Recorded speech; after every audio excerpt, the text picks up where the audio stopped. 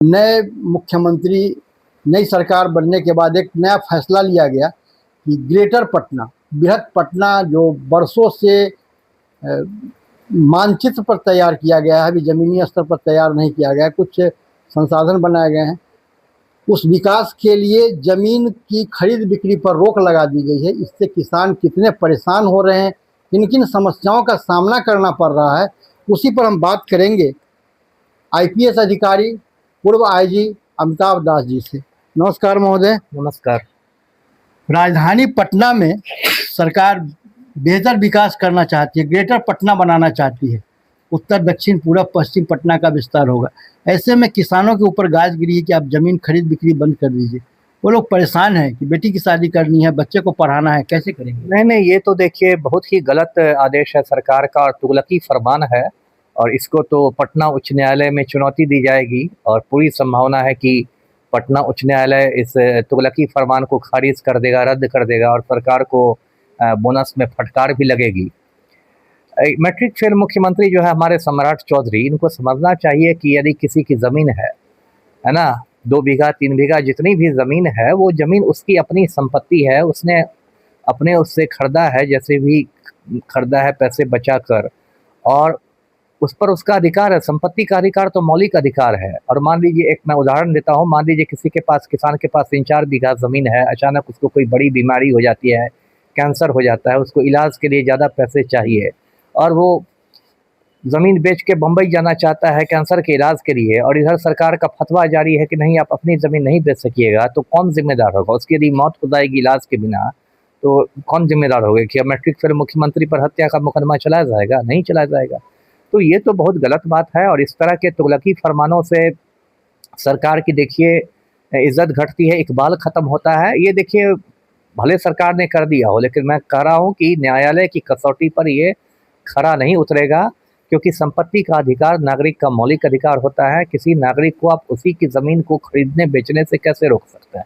जी, इसमें जो किसानों का जो बड़ा मुद्दा मामला उठ कर के है, जो बताया भी उन किसानों ने कि जो नीतीश सरकार जिस समय थे मुख्यमंत्री, उन्होंने भी इस नियम बनाए थे, लेकिन उस नियम में नीतीश कुमार ने कहा था कि हम 100% आपका ज़मीन लेंगे, 30% पर विकास होगा और 70% पर आपका मालिकाना अधिकार रहेगा। जो भी पेड़ पौधा ज़मीन इस्तेमाल कीजिए, वो आपका हो जाएगा विकास के बाद।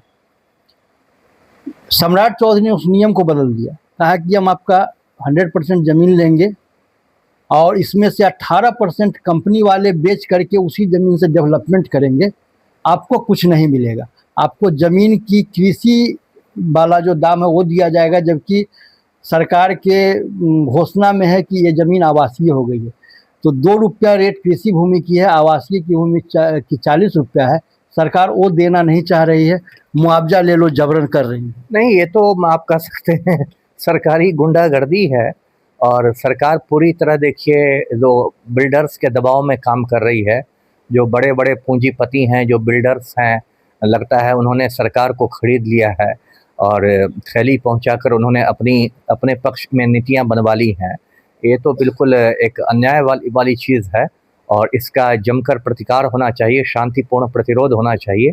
और जो विपक्षी दल हैं, जो बिहार के जो महागठबंधन के दल हैं, या मान लीजिए जन स्वराज पार्टी है, बाकी जो पार्टियां हैं, उनको भी इस मुद्दे को उठाना चाहिए, क्योंकि ये तो बिल्कुल अंधेर नगरी और चौपट राजा के हालात हैं, और बिल्कुल किसानों के साथ नाइंसाफ़ी होगी।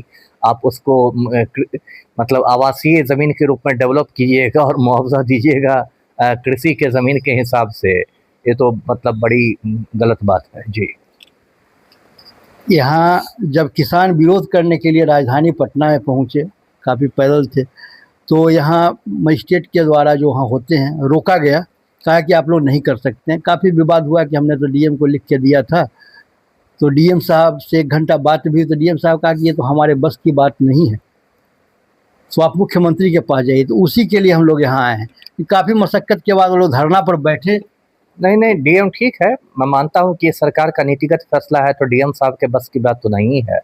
लेकिन डीएम इतना तो कर सकते थे कि किसानों से ज्ञापन लेते, उनकी मांगों को ले लेते, और उसको सरकार के पास राजस्व और भूमि सुधार विभाग के पास भेजते।